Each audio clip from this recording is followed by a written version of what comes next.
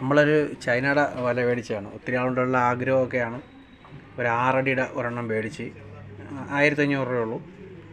അപ്പം വീശാൻ സ്ഥലമൊന്നുമില്ല, നമ്മളെ വീട്ടിൽ ഒട്ടും സ്ഥലമില്ല. വീട്ടിൻ്റെ ബാക്കിലത്തെ ഒരു വീട്ടിൻ്റെ അയ്യത്ത് കിണറിൻ്റെ അടുത്ത് വന്നിന്ന് ഞാൻ വീശയാണ്.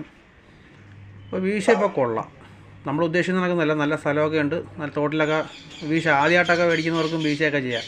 അത് 2 പിടിയായിട്ട് എടുക്കുക. ഒരു പിടി ഫസ്റ്റ് എടുത്ത് രണ്ടാമത്തെ പിടി ഞെരുക്കി എടുത്തിട്ട് പിന്നെ ഇടത് കയ്യിലോട്ട് പിടിച്ച് വലത് കൊണ്ടൊന്ന് കറക്കി വീശി അടിച്ചാൽ മതി. ഇവിടെ മരം നിൽക്കുന്നതിനെ കൊണ്ടണ്ട, മരത്തിനകത്ത് അപ്പുറത്തെയും ഇപ്പുറത്തെയും മരത്തിനകത്ത് തട്ടിയതിനെ കൊണ്ടാണ് വിരിയാത്തത്. പക്ഷേ നമുക്ക് സ്ഥലം ഉണ്ടെങ്കിൽ ഇച്ചുകൂടി നല്ല വെയിറ്റ് പിടിച്ച് ഞാൻ ചുമ്മാ ഇങ്ങനെ കറക്കിയിട്ടതേ ഉള്ളൂ.